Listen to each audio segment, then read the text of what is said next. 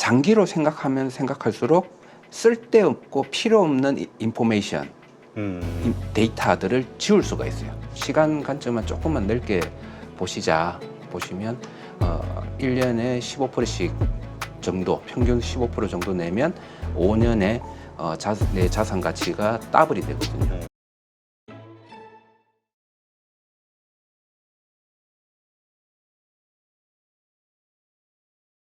네, 오늘 모신 분은 숭실대 경제학과 서준식 교수님이십니다. 어서 오세요. 안녕하십니까? 네, 오랜만에 뵙는데 뭐 우리 방송을 많이 보신 여러 차례 보신 우리 가족분들은 다 아시겠지만 우리 서준식 교수님의 포트폴리오가 전부 증권주, 보험주, 은행주, 금융주에다 몰려 있어서 요새 올라가는 거 보면은 야 계좌가 많이 불어나가고 계시겠구나. 참 부럽습니다. 예, 조금 뭐 괜찮더라고요. 제가 뭐 방학하자마자 그 해외로 갔다가 이번에 돌아와서 보니까 또 불어나 있어서 뭐 저는 괜찮습니다. 네, 참 작년 하반기만이 아니죠. 작년 초 막 이렇게 계속해서 금융주 이야기 하실 때 많은 분들이 공감을 못했었거든요. 왜냐하면 그랬었나요? 왜냐하면 재미없는 주식이라고 일반적으로 금융주는 배당 재미없어 이랬는데 배당 기본에다가 뭐 요새 주가 상승폭 보니까 장난이 아니더라고요. 예, 뭐 저는 보니까 제가 한 1년에 한 번 그리고 이제 한 6개월에 한 번 이 정도로 제 재산이 어느 정도인지를 이렇게 체크를 해보거든요. 근데 저는 그게 또 나름 벤치마크가 있고 그 벤치마크 수준대로 제대로 가고 있는지 뭐 이런 걸 점검해 보는데 지난번에 우리가 주가가 3,300이 최고점이었잖아요. 그때 제 재산, 주식 자산보다 이번에 지금 2,700 정도밖에 안 되는데도 그때를 훌쩍 넘었었더라고요. 그래서 이제 그러면 저는 이제 평가를 내가 나름대로 운영을 잘했구나.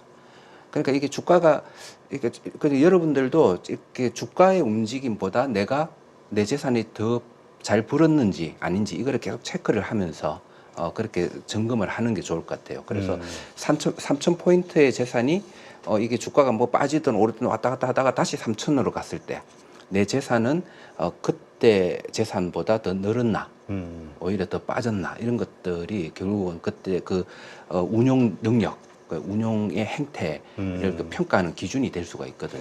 그렇죠. 항상 이게 불어나야 되는데 올랐다 들쑥날쑥거리면 이게 재미없는 거죠. 들쑥날쑥할 수는 있어도 장기간에 보면 기간을 좀 길게 보면 그게 계속 올라 있어야 되는 게 맞는 거죠. 네, 알겠습니다. 많은 분들이 주식 투자하는 이유를 원금 회복이라고들 생각하셔서 그 말씀하시는 게 너무 부럽습니다. 자, 이제 이번 주에 FOMC 7월 회의가 있죠. 자, 여기서 어떤 발표가 날 것이냐. 지금 나오는 언론상의 보도들은 전부 9월 금리 인하에 대한 시그널이 나올 것이다. 이렇게 기대하던데 우리 교수님은 어떻게 보세요? 네, 뭐 좀 그 정도 나올 수 있을 거라고 보고 있고요. 사실 미국 연준위의 입장에서는 금리를 지금 굳이 인하할 필요성을 못 느낄 거예요. 그래요? 저는 그렇게 생각을 합니다. 왜냐하면 금리를 인하한다는 거는 지금보다 시장에 자금을 풍부하게 하고 시장의 신용을 증가시키기 위해서 하는 거잖아요. 다른 부작용에도 불구하고. 그렇지만은 지금 굳이 뭐 미국 정시를 보거나 아니면 경제 지표를 보거나 했을 때 그렇게 금리 인하를 적극적으로 할 이유는 별로 없거든요. 연준이 입장에서는. 그렇지만은 딱 한 가지 요인이 있다면 지금 금리 수준이 높기는 높아. 지금 수십 년간 봤을 때 5% 이상의 금리는 높고 이게 긴축적인 그런 기조의 금리는 맞아. 그렇기 때문에 이거는 언젠가는 낮아져야 되는 건 맞아. 그러니까 이번에 한 번 정도는 워낙 아우성 치니까 그렇게 전망을 하고 또 해야 된다라고 하고 하니까 한 번 정도 뭐 4% 이상에서는 좀 이렇게 좀 낮춰주는 그런 정도는 할 수 있어 라는 그런 생각은 할 수 있을 것 같아요. 그래서 뭐 7월에 내리든 9월에 내리든 뭐 한 번 정도 뭐 그렇게 내리는 거는 저는 가능하다고 봤고 그거를 제가 한 1년 전부터 미국은 2024년도에 많아봤자 한 번 정도 내릴 것이다. 뭐 그렇게 말씀드린 이유이기도 하죠. 예. 근데 지금 말씀하신 것처럼 7월 달에 할 수도 있지 않을까에 대한 기대감이 작지만 네. 계속 자라나고 있어요. 네. 그러면 조금 더 빨리 서두르고 있나 이런 느낌 때문에 시장은 좋아하겠지만은 사실 연준의 입장은 또 7월에 하나, 9월에 하나 그게 똑같다. 그거야. 똑같은 건데 뭐 시장은 또 좀 다르게 받아들일 수가 있겠죠. 예. 근데 시장은 진짜 어떻게 받아들일까요? 왜냐하면 경기 침체의 이유로 네. 이 시그널을 받아들인다고 하면 이 금융시장, 증권시장은 또 한 번에 급락이 있지 않겠냐 이렇게 보시는 분들도 있기 때문에 근데 이번에 GDP는 급락이요? 올랐는데 미국 GDP는 미국 GDP도 오르고 근데 지금 요즘 제가 한번 질문해 볼게요. 요즘 미국 주식 시장은 어때요? 지금 기술주 중심으로 많이 급락이 나왔죠. 그러니까요. 급락이라고 하시잖아요. 근데 제가 이렇게 보면 제 생각은 다른 사람들과는 조금 시간의 관점이 많이 다른 것 같아요. 저는 저한테 미국 주가가 요즘 어때요? 라고 물으면 저한테 요즘이라는 거는 최근 한 1년이거든요. 그렇게 따져보니까 한 최근 1년은 주가가 아주 많이 올랐죠. 아주 많이 올랐기 때문에 저는 요즘 미국 주가 많이 올랐어요. 라고 얘기를 할 것 같아요.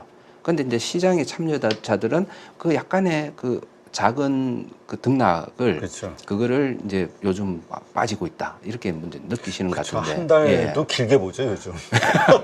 그러니까 그게 제가 이제 다른 분들하고 다르더라고요. 근데 뭐 요 차에 제가 조금 말씀드리고 싶은 게 시간의 관점에 대한 그 개념이 굉장히 중요해요. 그 투자에 있어서 투자를 잘하느냐 못하느냐 그걸 이렇게 판가름 짓는 그런 요인일 수도 있다는데 그래서 많이 들어보셨잖아요. 뭐 워렌 버핏이나 이런 투자의 대가들은 시간 장기 뭐 이렇게 생각을 한다라는 말씀을 많이 들으셨을 건데 이 장기로 우리가 더 장기로 생각을 해야 되는 이유가 저도 생각을 해보니까 장기로 생각하면 생각할수록 쓸데없고 필요 없는 인포메이션 데이터들을 지울 수가 있어요. 그래서 가장 무엇이 중요한디 하는 가장 본질적이고 핵심적인 인포메이션만 이렇게 중요하게 생각할 수 있는 그렇게 되더라고요. 네. 시간 관점을 조금 넓히면. 그래서 너무 시간을 그 하루하루의 등락에 일희일비하고 그런 쪽에 투자를 계속 하다 보면 이 세상의 모든 데이터가 중요하게 느껴져요. 네. 예, 뭐 미국이 뭐 때문에 내려갔어, 뭐 때문에 올라갔어. 약간 그런데 그런 좀 생각을 지우시고 저는 장기 투자 관점에서 생각하면 이 금리가 7월에 내리고 9월에 내리고 그리고 내릴까 아닐까 심지어는 내리지 않더라도 저는 그거는 사실은 조금 관점을 길게 보면 별로 중요한 요인은 되지 않는다. 지금 그래서 제가 이제는 인플레이션과 금리가 시장에 큰 영향을 주지 않을 거예요. 한 지가 지금 벌써 1년이 넘었거든요. 네. 예. 그때 막 주가가 많이 빠지고 막 인플레이션 막 사람들이 많이 말씀을 하실 때 저는 이제 그런 얘기를 했었는데 실제로 그 이후에 주식은 반등을 했거든요. 그렇죠. 주가는 오르고 왜냐하면 그때 이후부터는 이 인플레이션과 그 금리가 시장에 주는 영향은 저는 적다고 보거든요. 그 전에는 충격적이었지만 그래서 지금은 또 오히려 지금 그 앞으로의 장기간에 그 주식 시장에 영향을 줄 수 있는 게 뭘까? 라는 걸 오히려 그거는 저는 금리는 아니다. 금리는 이미 우리 어느 정도 예상만큼 시점은 조금씩 차이가 날지 몰라도 움직일 거다. 그렇게 생각을 하고 있고요. 네. 그래서 앞으로는 뭐가 더 중요한 요인이 될까? 그걸 찾는 게 오히려 이제 맞는 것 같다. 이런 생각을 좀 하고 있습니다. 혹시 그것이 무엇일지 생각해 보신 적이 있나요? 변수가?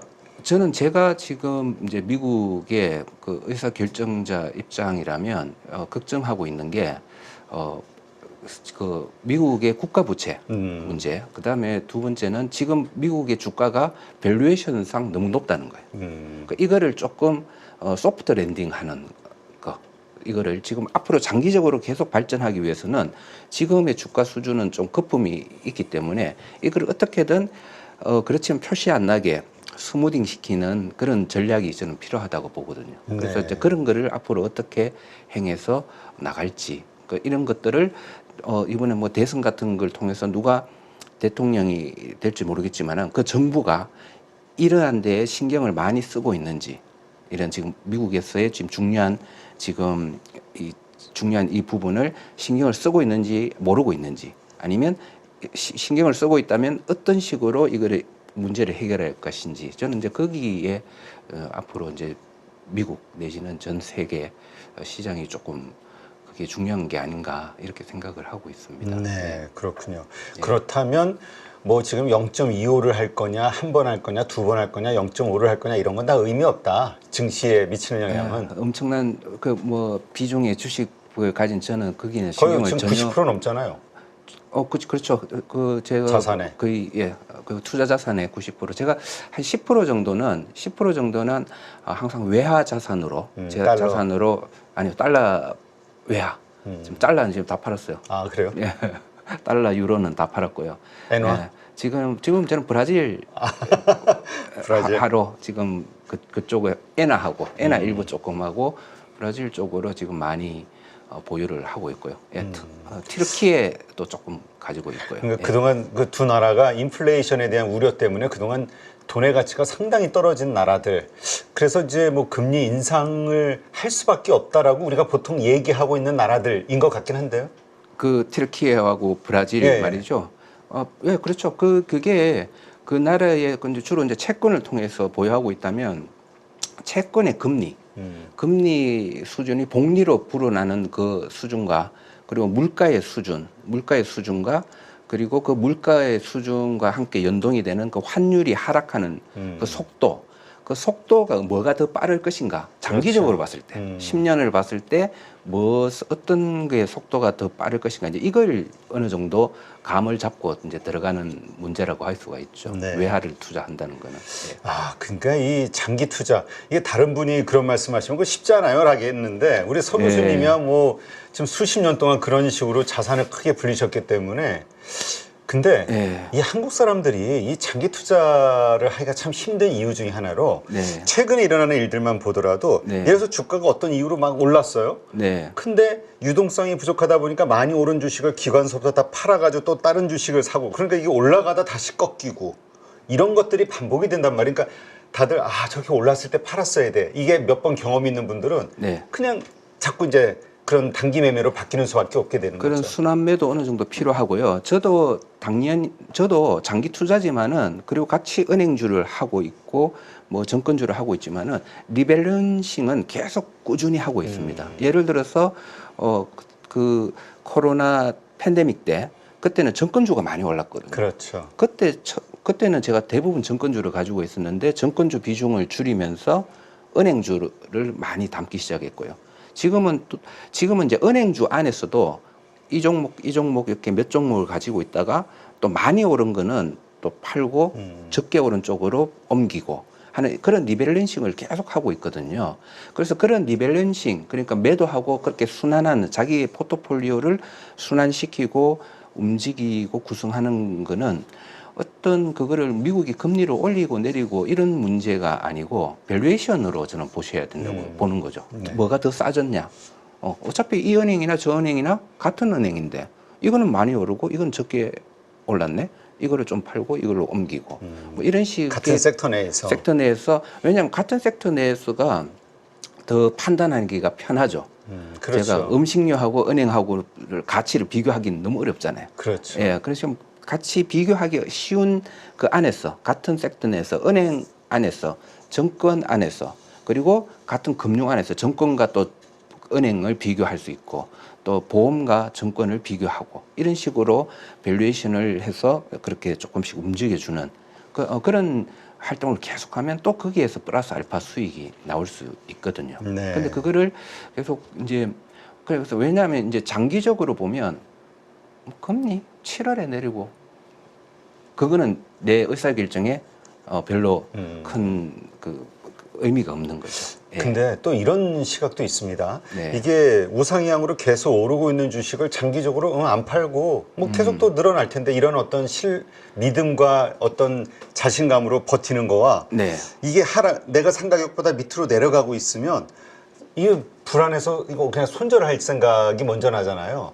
그러니까 이 장기 투자도 이 떨어지고 있는 주식도 장기 투자를 하는 게 맞나? 아니면 장기 투자 목적이라 하더라도 일단 팔아야 되나? 이거 가지고 고민하는 분들이 많더라고요. 그거를 기억하실지 모르겠지만 4, 5년 전에 제가 처음 대표님하고 이 대담을 했었거든요. 네. 그때 제가 제일 처음 말씀드린 게 그림을 하나 가지고 왔어요. 그리고 떨어지는 칼날을 잡고 그 다음부터 더 내려가면 물타기 하고 물타기 하고 물타기 하라. 그 말씀을 드렸었거든요. 그렇죠. 그래서 가치 투자자들한테 어떤 주가가 빠졌을 때는 손절이 사실은 거의 없습니다. 그 주가가 빠졌으면 가치는 그대로고 주가가 빠졌으면 그때는 추가 매수 계속 애드업하고 있고 그렇기 때문에 은행주들이 계속 빠졌을 때 제가 한번 제 딸내미 책상 서랍까지 뒤지고 있다. 용돈 다 빼는 동전으로 내가 은행주 사려고 그런다. 이런 말씀도 드렸던 게 손절 가치에는 변화가 없었거든요. 그렇죠. 은행에 돈 버는 거에는. 그런데 빠지면 더 좋기 때문에 사는 게 맞고 다만 어떤 밸류에이션이 달라졌을 때 그 대주주가 또 이상한 행위를 할 때 이럴 때는 저도 이제 손절을 할 때가 있다. 가치가 변했기 때문에 그런 말씀을 드리고 있습니다. 그래서 명확하게 그 가치를 측정할 수 있는 네. 쉬운 종목을 선택을 한다면 그 쉬운 종목이 재미없는 주식이죠. 아까 말씀하신 그렇죠. 재미없는 무슨 음식료나 그 은행주나 이런 뻔한 주식들은 가치의 판단이 쉽기 때문에 가격이 떨어지면 가치 변한 거 없는데 주가가 떨어졌네 사야지 이런 판단을 이제 할 수가 있다고 계속 이제 그런 주식을 해야 되고 너무 어려운 주식 판단하기가 너무 어려운 주식 기술주 요즘 같으면 AI 그러면 저거 뭐 그건 판단을 못 하잖아요. 그 가치 판단을 못 하는 거는 아예 이제 손을 안 대는 게 맞다라고 이제 말씀을 드리는 이유가 그러니까 자신의 가치 투자냐 아니면 모멘텀 투자냐 이런 결정에 따라서 종목도 달라져야 되고 마인드도 달라져야겠네요. 예, 그래서 그게 너무 어려운 주식들은 전문가들한테 맡기시고 우리는 그냥 투자할 때는 그냥 쉬운 종목들을 찾아서 하는 게 맞다 봅니다. 근데 그 어려운 길을 가려고 하는 가장 근본 원인은 빨리 돈을 벌고 싶다. 큰 돈을 벌고 싶다. 그래서 시간의 관점이 중요하다고 제가 이제 말씀을 드리는 거죠. 시간 관점은 조금만 넓게 보시면 1년에 15%씩 정도, 평균 15% 정도 내면 5년에 내 자산 가치가 더블이 되거든요. 더블이 또박또박 되기 때문에 제가 아까 계속 내 재산을 한 번씩 점검하는 이유도 내 5년 아니면 10년에 4배, 5년에 2배 정도씩 증가하고 있는지 그런 거는 이제 점검을 하고 있죠. 예. 우리 4, 5년 전에도 크게 투자를 하신 걸로 제가 아는데 지금 또 2배로 불었으면 엄청나겠는데요. 그때보다는 2배가 됐겠죠. 그때는 그때 팬데믹 때문에 주가가 급락한 경우라서 그때보다는 2배가 아니고 한 3배 정도는 된 것 부럽습니다. 그때 증권주 따라 살 걸. 자, 요즘 그 주주환원 촉진세라는 게 이제 신설이 됐잖아요. 네. 그래서 적극적인 밸류업을 추구하는 기업들 여기에서는 법인세 부담을 낮춰주고 또 이 기업에 투자한 그 개인 투자자들의 배당세는 또 깎아준다. 소득세는 이런 건데 여기에 맞는 기업들이 어떤 것들이 있습니까? 이런 것도 장기 투자, 가치 투자하시는 분들에게는 상당히 중요한 그 유익한 이익이 될 것 같은데요. 밸류 프로그램에서 제일 중요한 게 상법 개정이고 그다음에 세법 개정이죠. 그래서 세법 개정의 핵심은 사실은 상속세도 아니고 다른 금투세도 아니고 제일 핵심은 배당 소득세에 있다고 제가 계속 말씀을 드리고 있는데요. 그 배당의 소득세가 줄어들어야 배당 다른 나라처럼. 그렇죠. 그러니까 우리나라는 이게 누진 가세가 돼서 종합소득에 들어가니까 그렇죠. 배당하는 순간 50% 대주주들은 50% 세금을 내야 되니까 그래서 배당을 안 하는 거잖아요. 그렇죠. 배당을 안 하니까 계속 지금 그 코리아 디스카운트의 주요 요인이 되고 있는데 요거를 다른 나라들처럼 분리 과세를 하면서 약간 뭐 미국 정도 한 15% 정도 요 정도로 해주는 게 사실은 이번 밸류 프로그램 세법에서는 가장 중요한 요인이다 이렇게 생각하고 주장을 하고 있는데요. 지금 이번에 이 배당세 촉진세는 너무 단기적이에요. 아, 그래요? 이게 한시적일 거예요 아마. 한시적이고 배당 소득세 중요하다고 자꾸 뭐 저를 비롯한 전문가들이 이렇게 얘기를 많이 하니까 약간 좀 어쩔 수 없이 하는 거 아닌가. 약간 이런 생각이 들 정도. 기본적으로 근본적으로 다른 나라 수준으로 잘 되는 나라 수준으로 좀 맞추자. 이 얘기를 하고 있는데 그냥 잠깐 조금 이렇게 배당을 많이 주면 뭐 법인 세금을 깎아준다는 건데 중요한 거는 아까 그랬잖아요. 대주주들이 세금 부담을 적게 느껴야 된다. 그렇죠. 근데 이거는 세금을 많이 하면 뭐 기업 법인세를 뭐 깎아준다잖아요. 별로 저는 그 영향 없을 거라고 보고 있고요.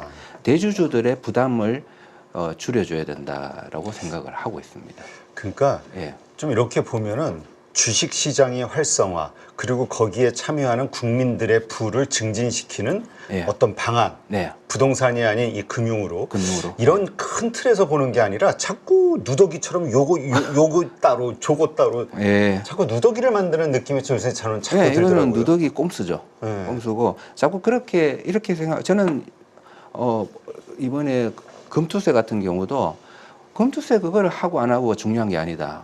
무엇이 중요한지 이거는 배당 소득세고 그렇다면 금투세를 도입하되 배당 소득세를 그 금투세에 집어넣어서 금투세는 분리과세니까 그런 식으로 낮춰주는 그렇게 되면 주가는 오를 수밖에 없고 그러면 주가가 오르면 사람들은 금투세 뭐 양도소득세가 있든 없든 투자를 계속 할 수밖에 없을 거다라는 이제 그런 주장을 저는 이제 하고 있는 거죠. 그래서 이것도 시간의 관점. 조금 더 장기적인 안목에서 본다면 지금 이런 단기적인 한시적인 이런 거는 뭐 잠깐 뭐 어떤 몇몇 기업들은 뭐 배당 좀 더 줄 수 있고 그렇겠지만은 큰 도움은 되지는 않을 거다라고 생각을 하고 있습니다. 근데 그 원래 처음 한 5개월 전에 처음 이 얘기를 할 때도 제가 이제 말씀드린 게 그렇게 큰 건 안 나올 거예요. 그래서 조금 더 장기로 보셔야 될 거예요. 한 4, 5년 더 보셔야 될 거예요. 라고 말씀드린 이유가 지금은 이제 첫 단추를 깨매는 정도에 만족할 수밖에 없고 앞으로는 좀 더 실효성 있는 방안들이 계속 나올 거고 언제 많이 나온다? 대선을 앞두고 선거 때마다 나올 수밖에 없다. 예, 그렇게 생각합니다. 예. 알겠습니다. 지금은 다들 걱정하는 게 이렇게 했을 때 그 부자들을 더 부자로 만들어주는 거 아니냐. 그리고 거기서 펑크나는 세원을 어떻게 감당할 것이냐. 이게 가장 큰 고민인 것 같아요. 굉장히 중요한 문제죠. 그래서 이번에 상속세 감면한다고요. 네. 그런 그 세법 개정이 나왔을 때 또 이제 무엇이 중한디라는 소리가 안 나올 수 없고 상속세를 줄여주면 저는 굉장히 좋죠. 저는 좋지만은 저는 개인적으로 상속세 줄여주면 또 다른 누군가가 내줘야 되는 거를 찾아야 돼요. 그렇죠. 그게 세금은 다 나쁜 거예요. 소득세도 나쁘고 상속세도 나쁘고 모든 세금은 좋은 세금이 없죠. 그렇죠. 예. 하지만 어떤 세금을 줄였을 때 그러면 다른 세금 뭐를 올려야 되냐라는 그렇죠. 생각을 채워야 되니까. 그거의 문제지 세금을 줄이고 뭐 이거는 나쁜 세금이니까 없애자. 그러면 다 없애야죠. 소득세 같은 경우도 소득세 없으면 사람들이 부가 확 늘어나잖아요. 그렇죠. 그러면 막 소비도 하고 해서 경제가 좋아질 거잖아요. 다 세금은 경제에 마이너스가 되는 그런 요인인데 그거를 어디다 어떻게 밸런스를 갖추느냐 그런 문제인데 저는 지금 상속세는 그렇게 급한 건 아니라고 보고 있거든요.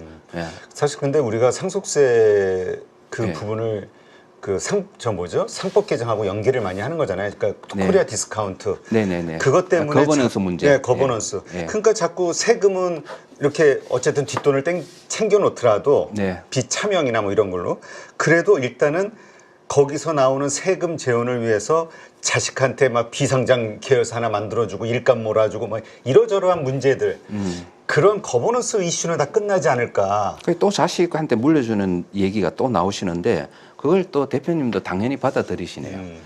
주식회사라는 플랫폼, 시스템은 상속을 염두에 둔 플랫폼이 절대 아닙니다. 아, 그렇죠.